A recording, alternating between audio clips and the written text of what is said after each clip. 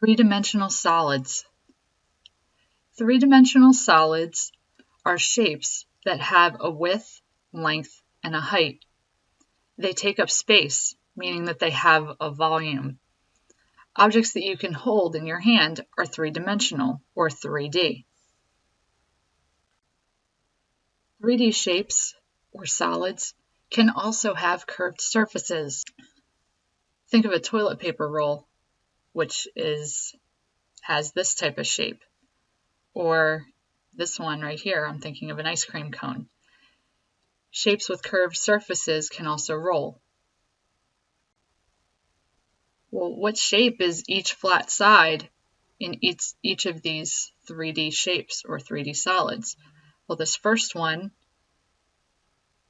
is made up of squares, and all of the squares come together and fold up to create this, what's known as a cube.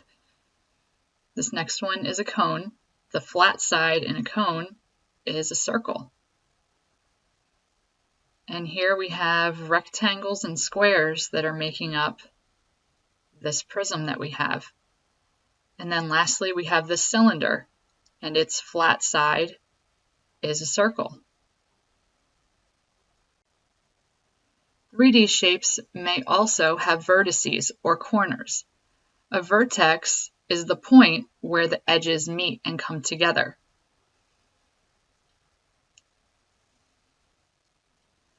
Notice here that vertex is the singular form of the word, and vertices is the plural, meaning more than one.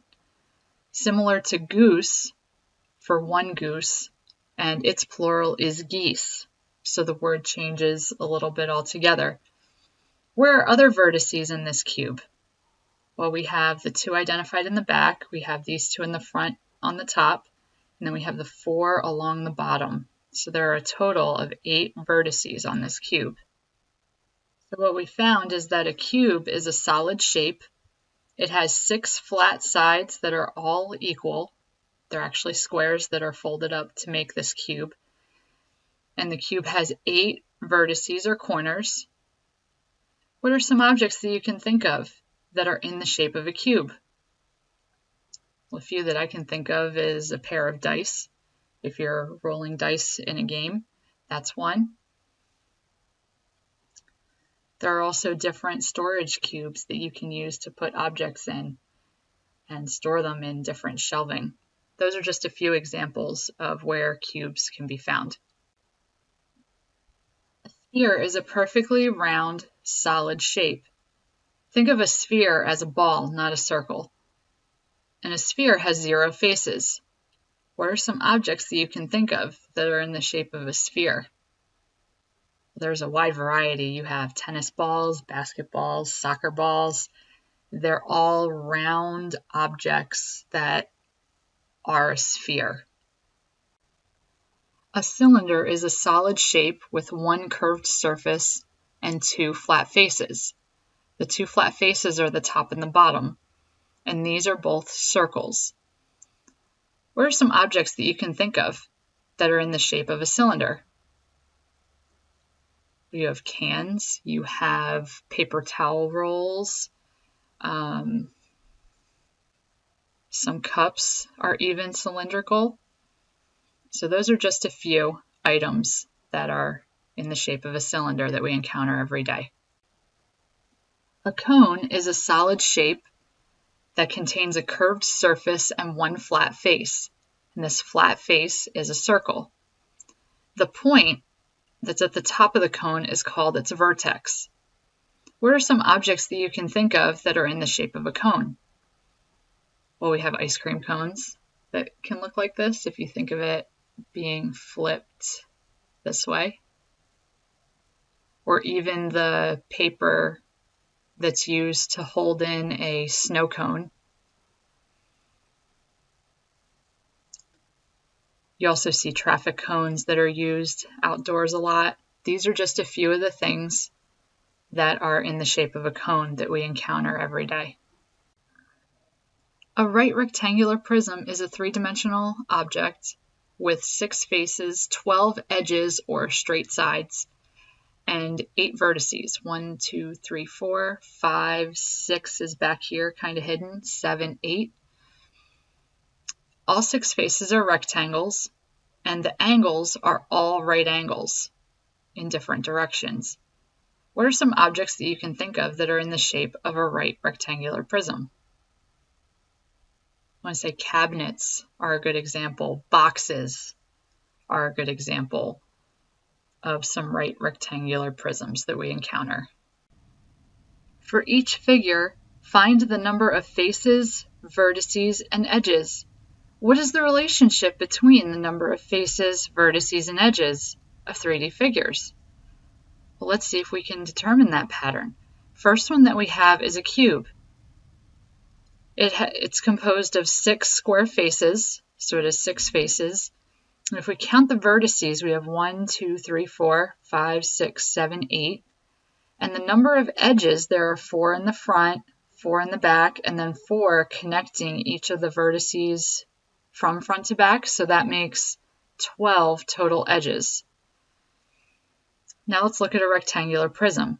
Very similar to a cube, except all of the sides may not be completely equal. Like a cube is all squares. This is rectangles. Now, a square is a type of rectangle. So in a rectangular prism, we have, again, 6 faces, 4 going around and then the 2 on the side there. For vertices, we have 1, 2, 3, 4, 5, 6, 7, 8. And then for the number of edges, we have 4, 5, 6, 7, 8, and then 9, 10, 11, 12 again. What about a triangular prism? Well, with a triangular prism, I have 1, 2, 3, 4, 5, 6 vertices. Count vertices first. For faces, we have 1, 2, 3 rectangles and 2 triangles. So that would be a total of 5 faces.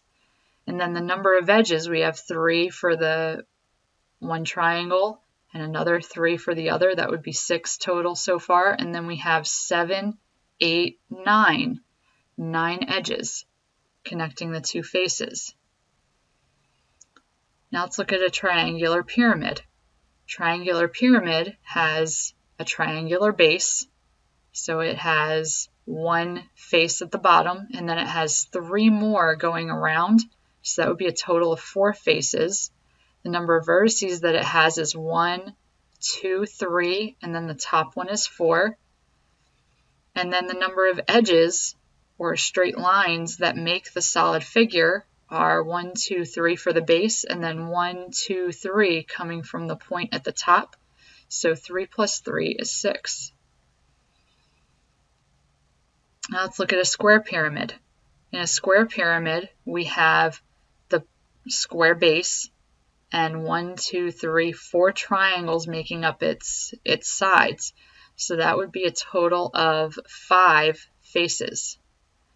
For vertices, it has 1, 2, 3, 4 around the base and 1 more at the top. So that's 5. And then for the number of edges, we have 4 coming down to the square base, and we have 4 going around. So 4 plus 4 is 8.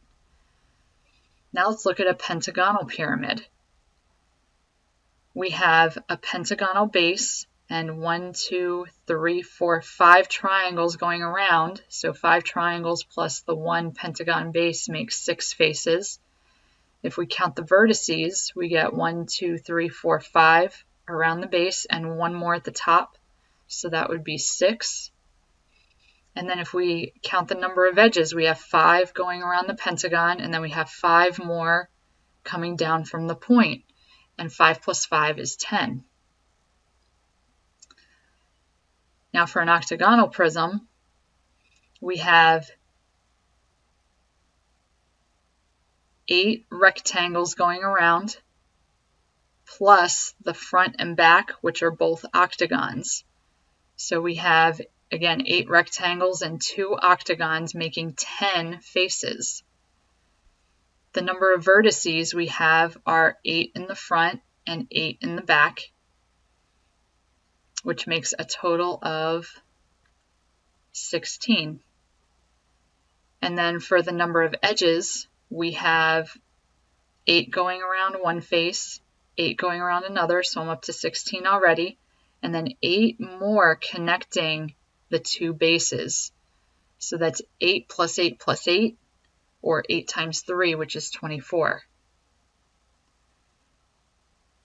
Now if we look at the number of faces and vertices and edges, is there a relationship between the faces and vertices with the edges? We have 6, 8, and then 12. 6, 8, and 12. 5, 6, and 9. 4, 4, and 6. 5, 5, and 8. 6, 6, and 10. 10, 16, and 24. Well, if we actually add up the number of faces and vertices, we get 2 more than the number of edges. So 6 plus 8 is 14, and 12 plus 2 more is 14. Let's skip down to here. 5 plus 6 is 11. 9 plus 2 is 11. 4 plus 4 is 8. 6 plus 2 is 8. Again, each time we're adding 2 to the edges. And when we add 2 to the edges, we end up getting the faces plus vertices.